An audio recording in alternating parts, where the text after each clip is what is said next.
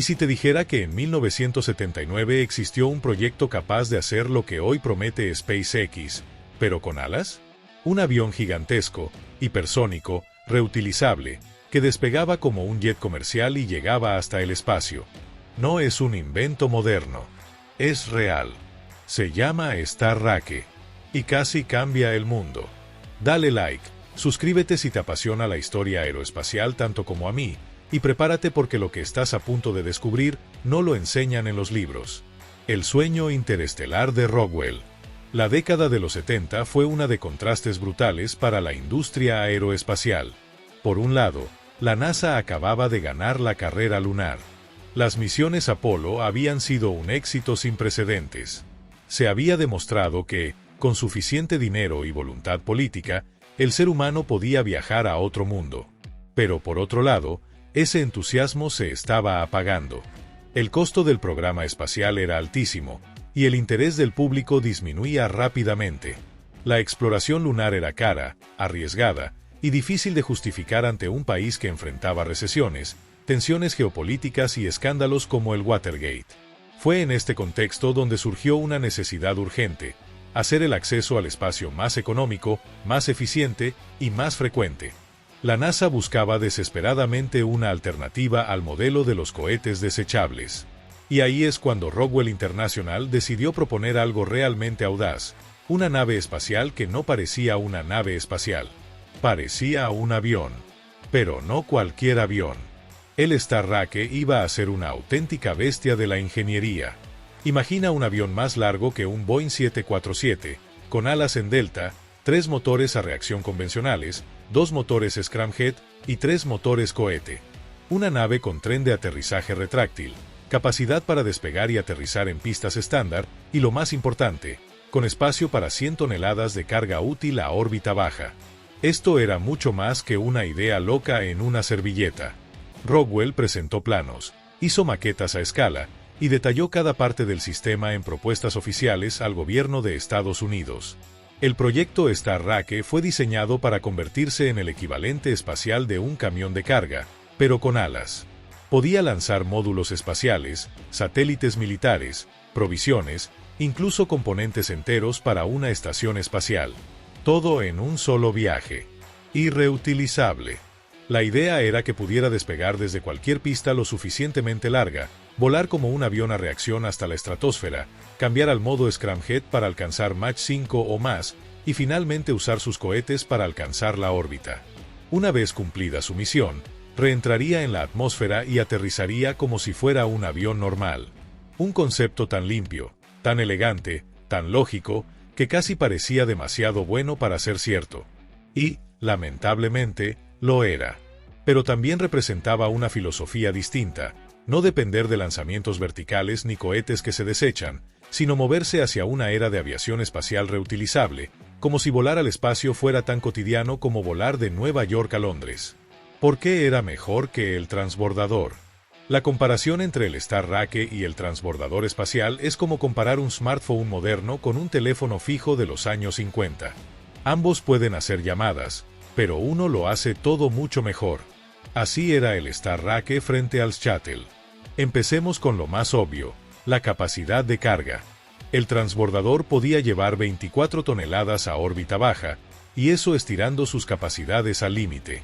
El Starraque, en comparación, ofrecía hasta 100 toneladas. 4 veces más. Eso significa menos misiones, menos gasto por kilo, más eficiencia.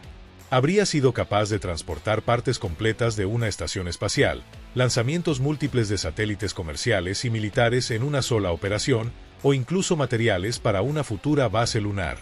Luego está el tema de la reutilización. Aunque el transbordador se vendía como una nave reutilizable, en la práctica requería meses de mantenimiento entre vuelos. Cada misión costaba cientos de millones de dólares y miles de horas hombre. El tanque externo era desechable. Los cohetes laterales se recuperaban pero necesitaban reacondicionamiento, y el propio orbitador sufría desgaste intenso en cada reentrada. El Starraque, al estar diseñado como un avión espacial completo y autónomo, evitaba muchas de esas complejidades. El Starraque era concebido como una plataforma operativa de alta frecuencia. Despegar, llegar a órbita, entregar carga, volver, inspección mínima y repetir. Algo más parecido a un avión comercial que a un cohete tradicional.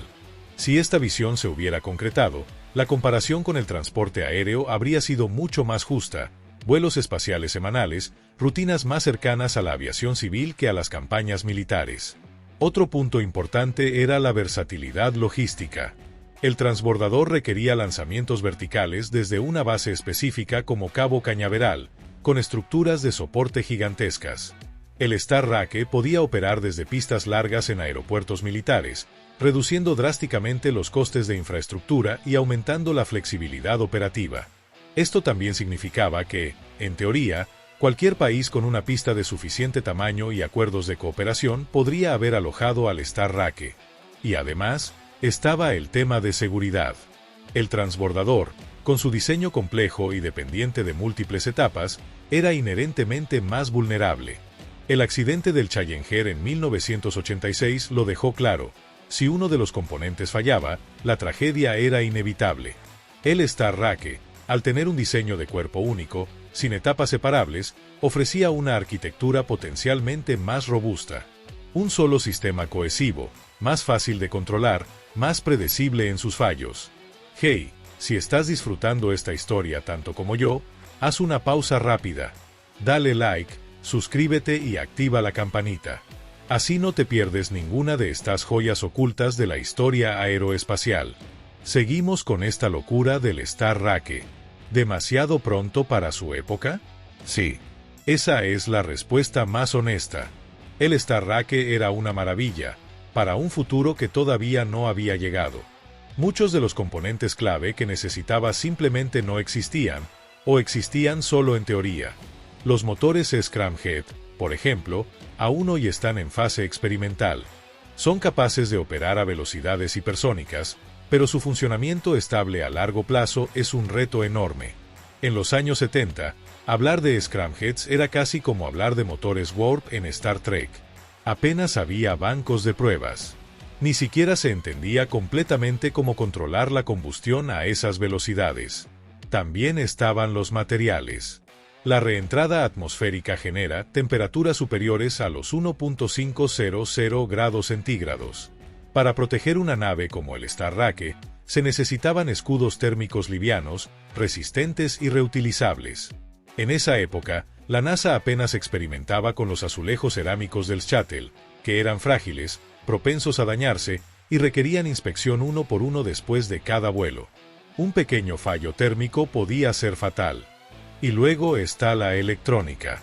El sistema de control del Star Race requería ordenadores que pudieran manejar múltiples modos de propulsión, controlar superficies aerodinámicas a velocidades hipersónicas y coordinar un aterrizaje preciso desde la órbita.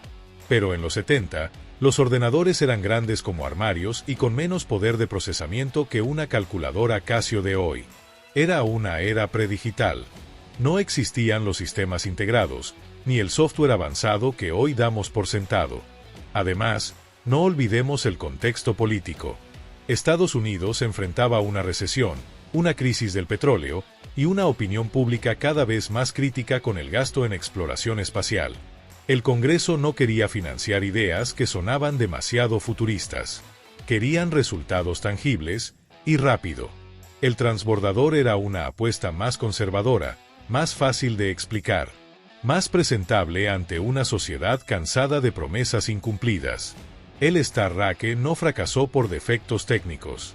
Fracasó porque nació en una época que no sabía qué hacer con él. ¿Y si hubiera triunfado? Ahora entraremos en el terreno de la especulación. Pero una especulación fascinante. Supongamos que el Star Race hubiera sido aprobado, que los fondos hubieran fluido, que los ingenieros hubieran resuelto sus retos técnicos, y que, para 1985, ya estuviera en operación. ¿Qué habría cambiado? Muchísimo. Para empezar, el acceso al espacio se habría democratizado antes. Empresas, universidades y países pequeños habrían podido lanzar cargas a un costo muchísimo menor. El mercado de satélites habría explotado en los 90, no en los 2010. Habríamos tenido Internet satelital global décadas antes. Imaginen constelaciones como Starlink, pero en los años 90. Habríamos transformado la economía global. También habría cambiado la estrategia militar. El Pentágono estaba fascinado con el Starlink porque podía lanzar satélites espía en tiempo récord y luego regresar a Tierra sin dejar rastro. Incluso se barajó la idea de una versión militarizada capaz de lanzar pequeñas cargas a puntos específicos del planeta en menos de una hora. Lo que hoy algunos llaman Prompt Global Strike pudo haber sido realidad décadas antes. Y si todo eso se hubiera dado, ¿quién sabe? Tal vez la NASA habría construido una base lunar en los 2000. Tal vez SpaceX nunca habría existido, porque el espacio ya estaría dominado por sistemas reutilizables de gran escala. O, en una vuelta irónica, Elon Musk habría fundado una empresa para mejorar el Starlink, no para reemplazarlo. Incluso podríamos imaginar una red de estaciones espaciales, abastecidas regularmente por Starlinks, donde científicos, técnicos y turistas viajarían como quien toma un vuelo intercontinental. Con vuelos semanales, tal vez habríamos tenido misiones científicas más ambiciosas, experimentos de larga duración, y quizás incluso los primeros pasos de una industria fuera del planeta. El mundo habría sido otro. Uno mucho más conectado con el espacio. Uno que tal vez estaría hoy preparando su primer viaje tripulado a Marte, con escala en la Luna. El legado olvidado. Hoy, el Starlink es un fantasma. Una nota al pie en los libros de historia aeroespacial. Pero su influencia, aunque invisible, está presente. Cada vez que un Falcón 9 aterriza, cada vez que escuchamos hablar de vuelos suborbitales comerciales, cada vez que alguien menciona la palabra reutilizable, estamos viendo ecos del Starlink. El concepto de despegue horizontal, de cuerpo único, de operación frecuente, de plataforma versátil, todo eso está regresando. Porque el tiempo, finalmente, ha alcanzado la visión que Rockwell tuvo en 1979. Tal vez nunca lo veamos volar.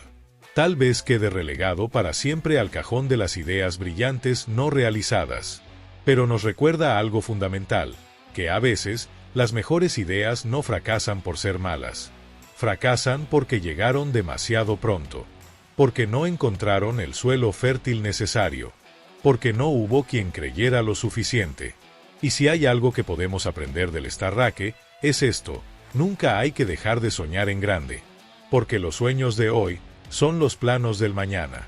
Y si esta historia te dejó con la boca abierta como a mí, si te hizo soñar con un mundo donde los aviones tocan las estrellas, entonces no te vayas sin dejar tu like, compartir este video y suscribirte al canal.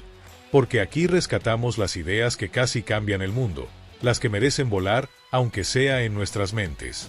Nos vemos en el próximo viaje al pasado, o al futuro. Depende de cuánto quieras soñar.